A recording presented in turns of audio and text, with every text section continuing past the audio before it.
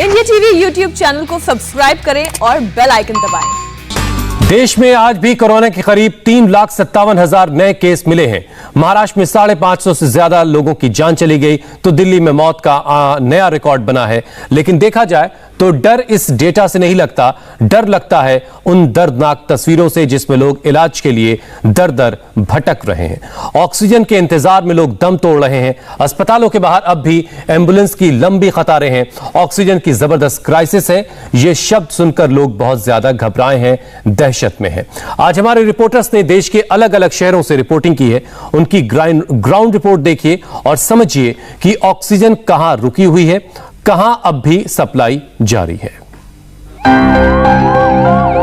Ambulance की ये line डराती है। जहां तक नजर दौड़ाइए एम्बुलेंस ही एम्बुलेंस।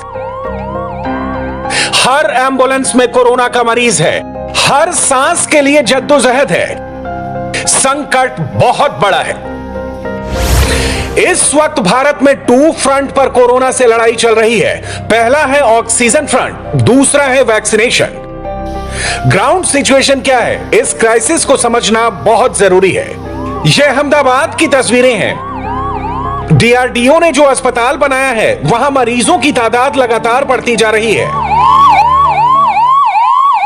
मैं 1 घंटे से 108 में मेरी मदर एडमिट है। उनका SpO2 अभी नियर अबाउट 60 है। मैं 1 घंटे से ऑलमोस्ट लाइन में खड़ा हूँ। आप देख ही सकते हो और कितनी लंबी लाइन है यहाँ पे। अब मेरा रात में भी कुछ नहीं है, जो एज पर लाइन जो भी टर्न आएगा उस हिसाब से आगे जाएंगे। अहमदाबाद में जो एक्टिव केसेस इतने तेज़ी से बढ़ रहे हैं कि हॉस्पिटल्स के आगे एम्बुलेंस की कतारें जो हैं इसी तरह से आपको देखने को मिलेगी। यहाँ अहमदाबाद के जो सबसे बड़ा कोविड सेंटर है, 1200 बेड का सिविल हॉस्पिटल, यहाँ आप देखिए इसके बाहर दूर तक जहाँ भी आपकी नज़र जाएगी एम्बुलेंस की कतारें खड़ी हुई हैं। इस वक्त भी यहाँ कम से कम 25 से ज़्यादा एम्बुलेंस और प्राइवेट व्हीकल में जो लोग अपने रिलेटिव्स को लेके आए हैं, कोविड पेशेंट को, उनको लेकर के खड़े हुए हैं। और यहाँ आप देखिए पेशेंट को इस तरह से IV फ्लूइड और ऑक्सीजन की सप्लाई पे रखा जाता है। ये सारे क्रिटिकल पेशेंट्स हैं और इनकी कंडीशन ऐसी है कि अगर 1 मिनट भी इनको ऑक्सीजन ना मिले तो ये कोलैप्स कर सकते हैं। बड़ी मुश्किल से इनका सैचुरेशन लेवल जो है वो मेंटेन किया जा रहा है। अस्पताल में कितने बेड हैं, इस बोर्ड पर नंबर बताए गए हैं। इतने बड़े सेंटर में सिर्फ 4 ICU बेड खाली हैं। बाहर एम्बुलेंस में मरीज अपनी बारी का इंतजार कर रहे हैं। घर वालों को डर है कि कहीं सांस ना उखड़ जाए। जिंदगी बचाने के लिए लंबी लाइन लग रही है। लोग किसी तरह अपने मरीज को अस्पताल में भर्ती कराना चाहते हैं।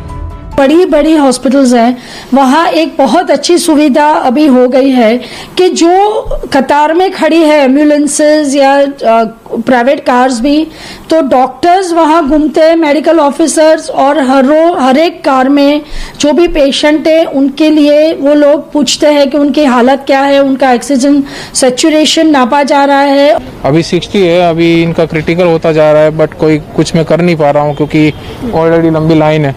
डॉक्टर क्या बोल रहे हैं? अभी तक तो कोई चेक करने आया नहीं है। गुजरात में 108 नंबर एम्बुलेंस सर्विस को लेकर पहले बहुत शिकायतें आ रही थी। अस्पतालों में मरीज को तभी दाखिले का ऑर्डर था जब वो 108 नंबर की एम्बुलेंस से अस्पताल पहुंचे, लेकिन अब इस ऑर्डर को खत्म कर दिया गया है।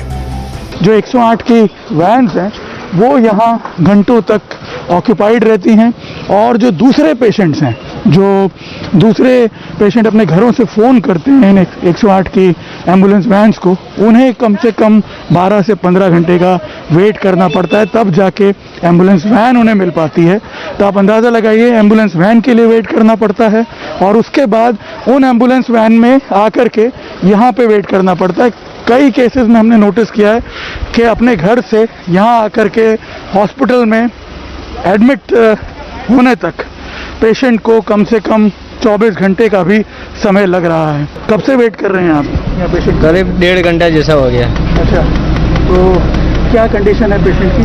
पेशेंट की ऑक्सीजन कम था, तो अभी ऑक्सीजन सिलेंडर लगा, उसके बाद अच्छा है। इस वक्त अहमदाबाद में करीब 63,000 से ज़्यादा एक्टिव केसेस हैं और जो बेड्स हैं, अब जितने बेड बढ़ाए जाएं वो कम पड़ते जा रहे हैं।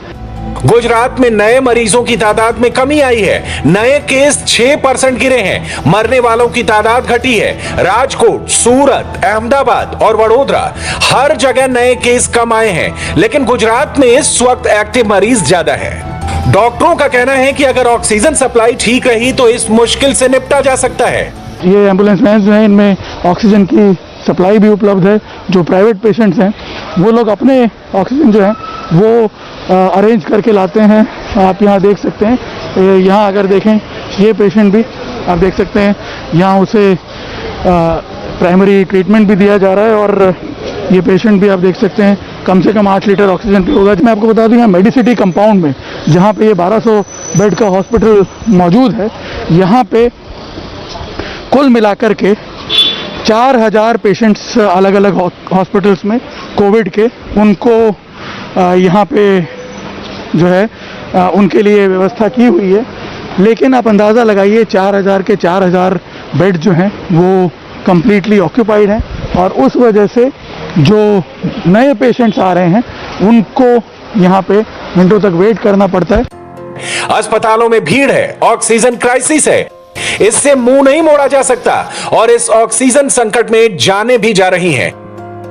कर्नाटक, जो अब दक्षिण भारत का बड़ा कोरोना एपिसेंटर हो चुका है, वहां 24 मरीजों की मौत हो गई क्योंकि उन्हें ऑक्सीजन नहीं मिली। यह मौत कर्नाटक के चामराजनगर में हुई। जिला अस्पताल में 24 लोग मर गए। कर्नाटक में लगातार केस बढ़ रहे हैं, मौतों की तादाद बढ़ रही है और ऐसे में ऑक्सीजन बहुत डराने वाली बात है। मुख्यमंत्री बीएस येदियुरप्पा ने इसे लेकर अब कैबिनेट की मीटिंग भी बुलाई है। कर्नाटक के पास वक्त था, उसकी क्या तैयारी है, ये इस घटना से समझी जा सकती है। लेकिन दिल्ली से डराने वाली एसओएस कॉल अब भी आ रही है। बत्रा अस्पताल में 12 लोगों की मौत से सरकारें अब भी नहीं जागी हैं। दिल्ली के जयपुर गोल्डन अस्पताल ने रविवार रात 10:13 पर ट्वीट किया कि सिर्फ 3 घंटे की ऑक्सीजन बची है, जल्दी मदद कीजिए। ये वही हॉस्पिटल है जहां 23 अप्रैल को ऑक्सीजन खत्म होने के बाद 20 मरीजों की मौत हो गई थी। 3 मई की सुबह दिल्ली के एक डिवाइन अस्पताल से ऐसी एसओएस कॉल आने लगी। वजीराबाद का ये divine multi speciality hospital and cancer centre है। यहाँ पर कुल 32 कोविड पेशेंट एडमिट है, लेकिन यहाँ पर भारी कमी ऑक्सीजन की है। अस्पताल प्रशासन के मुताबिक यहाँ पर सिर्फ 2 से ढाई घंटे का ऑक्सीजन बचा है। हालांकि कल रात से ही लगातार कोशिशें की जा रही है ऑक्सीजन की व्यवस्था करने के लिए। अभी हमारे पास कोविड के 32 पेशेंट हैं, एक विदाउट ऑक्सीजन सपोर्ट पे है, 31 इज ऑन ऑक्सीजन। 31 में से 12 जो हैं वो या तो वेंटी पर या बाईपैप पर हैं। नमस्ते, मैं हूं मीनाक्षी जोशी। वीडियो और खबरों से अपडेट रहने के लिए India TV YouTube channel subscribe करें, बेल आइकन दबाना ना भूलें। जुड़े रहें इंडिया टीवी के साथ।